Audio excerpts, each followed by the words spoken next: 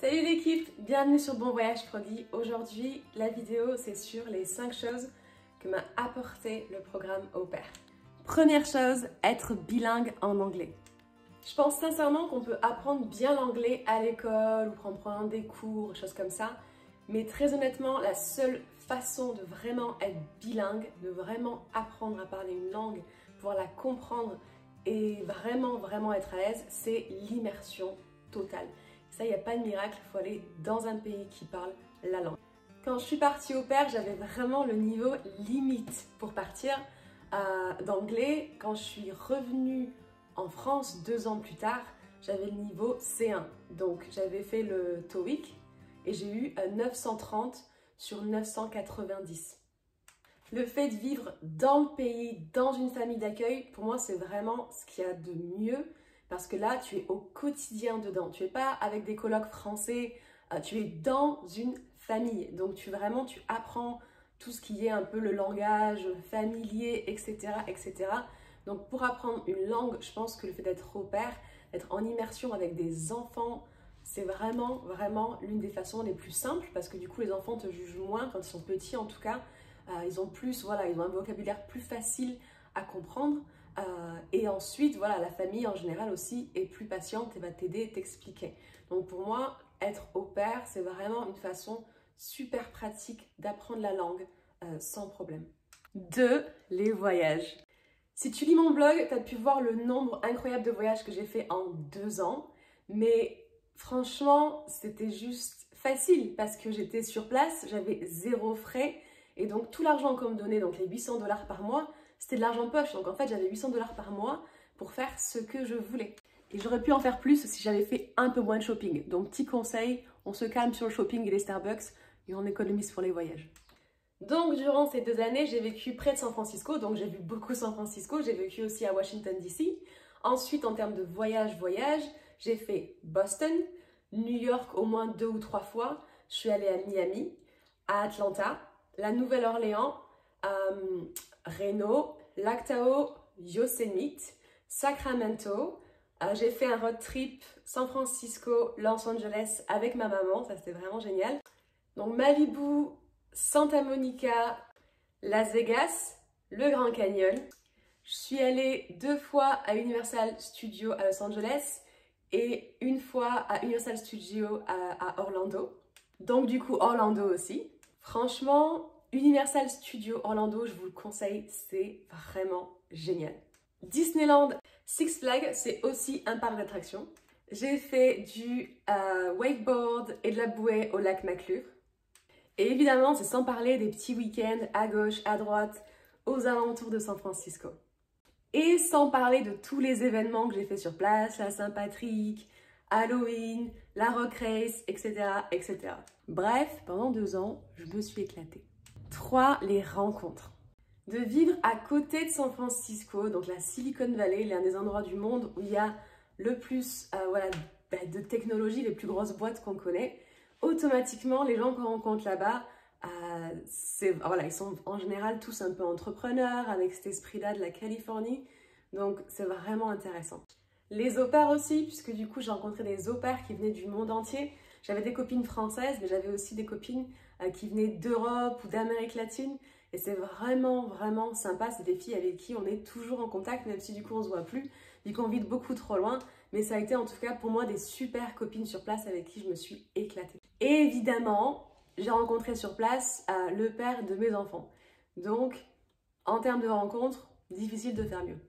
Quand je suis partie au pair, je savais pas vraiment ce que je voulais faire, j'avais juste mon équivalence de bac et j'étais pas sûre de vers quelles études j'avais envie de me tourner.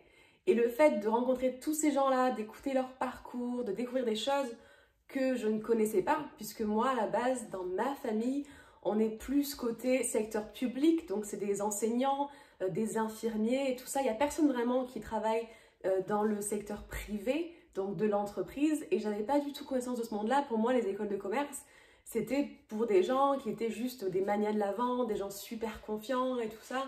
J'avais pas idée qu'en fait, dans le commerce, il y avait autant de branches, le marketing, les ressources humaines, etc. Et donc, en fait, le fait d'aller à San Francisco, de me retrouver face à tous ces entrepreneurs, tous ces gens qui avaient un peu des parcours différents de vie, ben, j'ai pu apprendre leur métier au travers de ce qu'ils ont pu me dire, la façon de... j'ai pu découvrir ces métiers-là et en fait me rendre compte que finalement ça me plaisait bien et que je m'y verrais bien dedans. Et c'est pour ça qu'ensuite j'ai fait donc une école de commerce et j'en suis très contente. 4. Les opportunités de travail. On vous dit souvent, si vous partez pendant 1 an, 2 ans, vous ne pourrez plus trouver de travail, on ne vous prendra pas à l'école, ça va être compliqué. C'est faux. C'est faux. Pendant mon séjour au pair, j'ai postulé à Montpellier Business School, l'école de commerce, et là, c'est la seule à laquelle j'ai postulé parce que c'est celle-là que je voulais. Ben, j'ai été prise. Ensuite, comme vous le savez, quand je suis tombée enceinte, j'ai voulu changer d'école pour me rapprocher de ma famille à Bayonne. J'ai postulé à Kedge, j'ai été prise. La dernière année, j'ai postulé à 4 stages. J'ai postulé à l'île Maurice, car mon oncle vit là-bas et je pensais que ça pouvait être une bonne expérience pour moi. J'ai été prise. Le problème, c'est que comme j'avais un fils, ça posait problème au niveau du visa. Donc ensuite, j'ai postulé à l'Office du tourisme à Biarritz, j'ai été prise. J'ai postulé à une école de langue à Biarritz, j'ai été prise. Et j'ai postulé à Safran Helicopter Engine, la boîte internationale la plus grosse de là où j'habite, là où tout le monde veut aller parce qu'il y a plein d'avantages. Donc il y a énormément de concurrence en termes de stagiaires. J'ai été prise. Quand j'ai demandé à mon manager pourquoi moi et pourquoi pas quelqu'un d'autre à ce stage, il m'a dit parce que tu avais un parcours super atypique, super particulier. Et pour moi, c'était un peu l'occasion d'avoir quelqu'un qui pense différemment, qui va pas être dans des cases comme tout le monde, qui va peut-être pouvoir amener une différence, amener plus, parce que justement, t'as pas fait comme tout le monde. J'ai fait mon stage, ça s'est super bien passé, tellement bien passé que le jour de la remise des diplômes, quand je suis allée voir mon directeur d'école pour le remercier de m'avoir accepté dans son école en dernière année, il m'a dit, franchement, je suis vraiment content que ce soit toi qui étais dans ce stage-là parce que tu représentes l'école et tu as fait tellement un bon stage que tu as été une super ambassadrice pour Kedge Bayonne.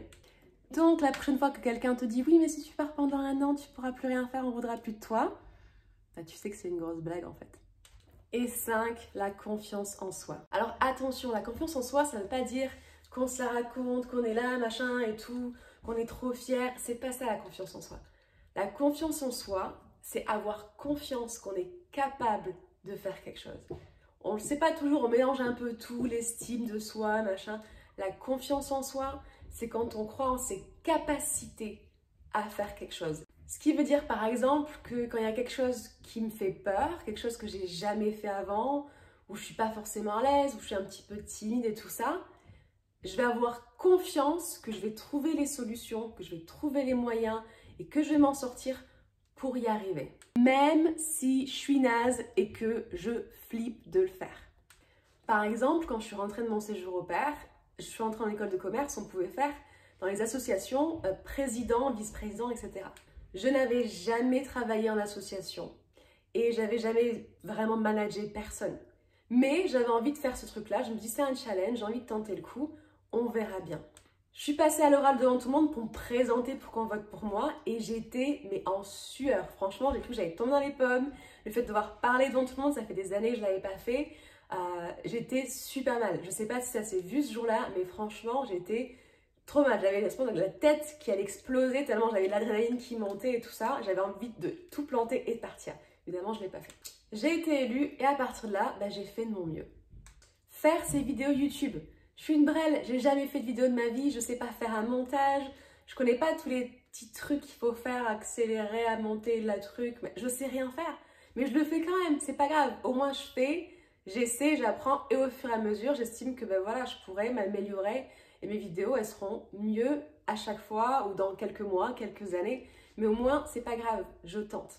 Et même mon stage dont je parlais avant à Safran, moi, j'y connais rien aux hélicoptères et encore moins au moteur d'hélicoptère. Mais je me suis dit, c'est un stage qui est super intéressant, c'est un stage qui va beaucoup m'apprendre, même en termes de réseau, de contact, de facilité, puisque ce stage était à côté de chez moi, il payait mieux et tout ça. Je me suis dit, je vais y arriver, je vais trouver, je vais batailler, je vais apprendre, je vais faire des efforts, travailler plus dur qu'il ne faut, mais je peux le faire, j'y arriverai. Donc c'est ça, la confiance en soi. C'est quand on a un obstacle, quand on a peur de quelque chose, quand on a un challenge face à soi, on se dit pas, ok, laisse tomber, je le fais pas. On se dit, comment je peux le faire? Qu'est-ce que je peux faire pour y arriver? Et on tente. Et c'est juste que du coup, on tente. On sait qu'on n'est pas meilleur que les autres. On sait qu'on est même moins bien que les autres. mais on va le faire quand même. Ça j'ai appris parce que j'ai fait au pair et que j'avais pas un bon niveau d'anglais et que je connaissais pas le pays et que j'avais peur, mais que je suis partie quand même. Et que sur place, ça a été un peu des fois galère parce que je comprenais pas ce qu'on me disait, parce que la famille, c'était pas toujours le bonheur, les enfants, c'était pas toujours le bonheur, mais j'ai trouvé des solutions. Et sur place, des fois, il m'est arrivé des galères, comme je raconte dans mon blog, par exemple, le jour où j'avais plus du tout d'argent et qu'il fallait que je rentre à la maison quand j'étais en vacances. J'avais ma carte qui marchait pas, rien du tout, et j'étais à 2 heures quasiment de lieu où je vivais. Je suis rentrée à pied, je suis passée par des quartiers totalement craignos, mais en même temps, j'ai vu aussi très belle maison, très beau quartier, ça a été un peu les deux pendant 2 heures. Ça a été une expérience et je suis quand même rentrée chez moi. Tout ça parce qu'il me manquait 2 centimes ou un truc comme ça, quoi. Quand on m'a annoncé mon rematch et que je me suis retrouvée à me dire merde, là j'ai 3 semaines pour trouver une famille, panique à bord, sinon je rentre en France, la pression, nanana. C'est pareil, c'était pas agréable, ça faisait peur, c'était pas plaisant, mais n'empêche que le truc, je suis passée au-dessus, j'ai fini et j'ai trouvé notre famille. Et en fait, c'est ça pendant le programme au pair, c'est que du coup, tu peux pas te tourner vers ta mère ou ton père ou ton frère, ta soeur, ta meilleure amie, t'es tout seul. Il y a des choses que tu dois affronter, des obstacles que tu dois passer, et tu les passeras en fait. Tu les passeras parce que tu vas être obligé de les passer, il va falloir que tu ailles chercher à l'intérieur des solutions. Et le fait de le faire ça, de passer au-dessus, d'y arriver, en fait, tu dis, oh finalement, c'était pas si difficile, finalement, j'y suis arrivée. Donc la fois suivante, quand tu es présenté face à un autre challenge, face à un autre obstacle, tu te souviens, tu fais ok, j'ai déjà réussi à passer tous ces obstacles-là, celui-là, je pense que je peux le faire aussi, je vais trouver les ressources, je vais trouver les moyens, je vais y arriver. Ça vous servira toute votre vie, dans votre travail, dans votre couple, dans votre vie de famille, avec vos amis, dans tout, parce qu'il y aura toujours à un moment un obstacle, une chose à laquelle vous n'étiez pas préparé, ou peut-être un truc dont vous avez très envie, vous voulez le faire, mais vous ne vous sentez pas prêt, etc. Et le fait de vous être tellement poussé hors de votre zone de confort, à chaque fois, du coup, plus vous vous poussez hors de votre zone de confort, plus vous le faites, plus ça devient facile de le faire.